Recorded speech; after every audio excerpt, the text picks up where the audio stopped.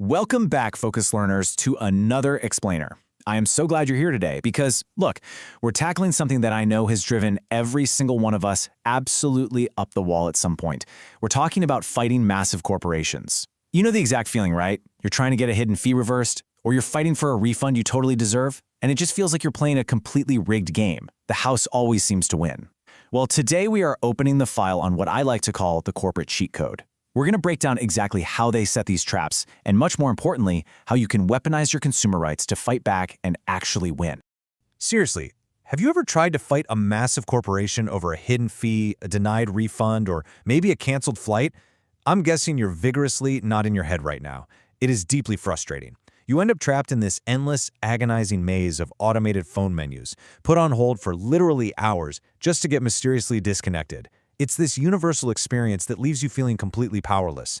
You're essentially forced to play a rigged game against giant, unfeeling institutions that are quite literally designed from the ground up to make you just throw your hands up and walk away. They want you to feel small. They want you to feel like the effort just isn't worth your precious time. It's the ultimate David versus Goliath situation. On one side, you've got these massive corporations armed to the teeth with billionaire legal teams, endless resources, and perfectly calibrated algorithms. And on your side, well, you're stuck arguing with an automated customer service chatbot that barely understands 3 words and just keeps looping you back to the exact same useless FAQ page. You simply can't beat them at their own game using their standard, heavily guarded channels. But don't worry, because there are backdoor loopholes they are absolutely terrified you'll find, and I'm going to show them to you right now. Section 1. Psychological corporate spending traps.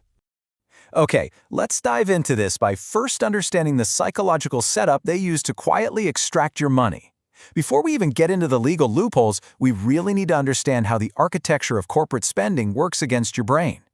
The first trap is Behavioral Science 101, and it's called the decoy effect. Basically, companies intentionally toss a third, highly expensive option into their pricing tiers.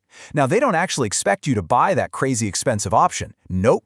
Its entire purpose is to serve as an anchor, a decoy, to make the middle option suddenly look like this fantastic, super reasonable deal.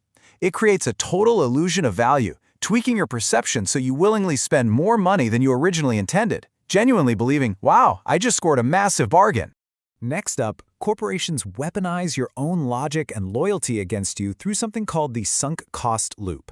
Now, what's really interesting about this is how they lock you into subscriptions or these elaborate loyalty programs to trick your brain into a defensive posture.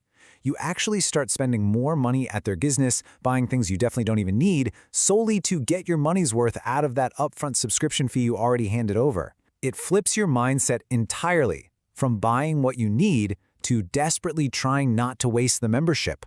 It is a brilliant, completely invisible way to continuously drain your wallet while somehow making you feel like a savvy shopper.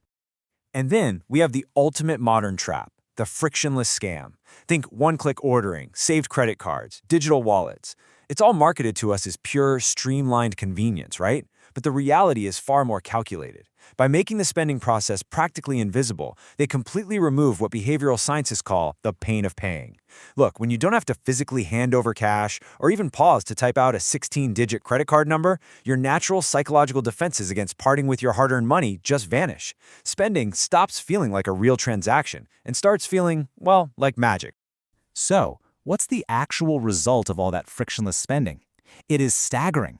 By removing that pain of paying, this little scam actually causes consumers to bump up their spending by 20 to 30%. Yeah, you're spending up to a third more money than you normally would, completely without realizing it, simply because the corporation removed the physical friction from the checkout button. When you compound that 30% increase over the course of a whole year of shopping, the financial impact on your personal wealth is absolutely massive. Section 2. The Terms of Service Trap. So that's the psychological battlefield. But what happens when you finally realize you've been played? Or maybe they just make a blatant mistake and you want your money back? Well, this is where we run straight into forced arbitration. You know those massive 50-page terms of service agreements you just blindly click agree to when you download an app or buy a gadget?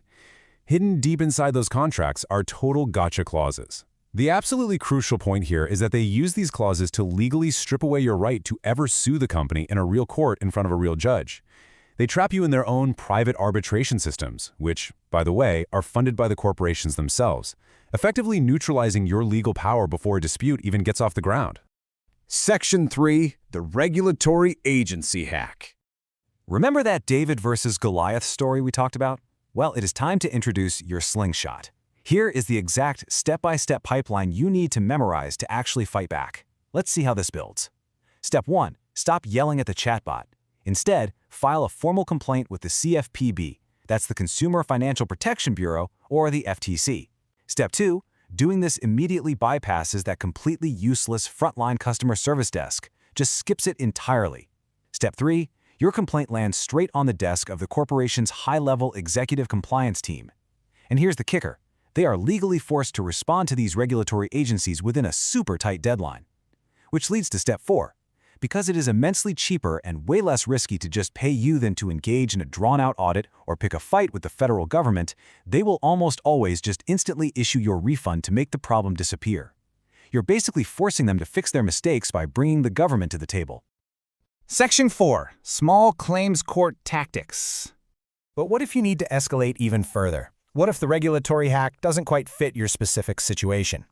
Well, that brings us to the ultimate nuclear option. And the best part is, you can threaten them with this without ever actually needing to hire some expensive lawyer.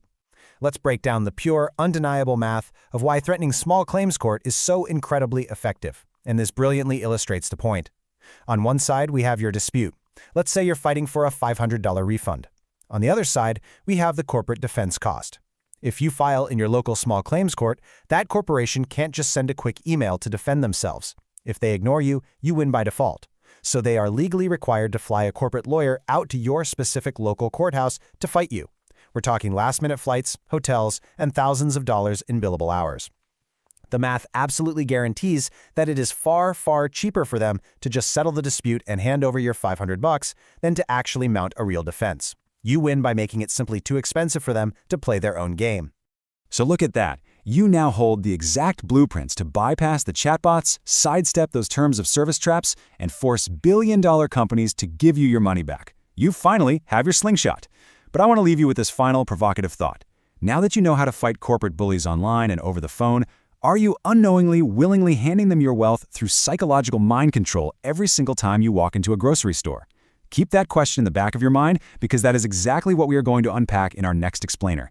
Thanks so much for learning with me today, and I'll catch you in the next one.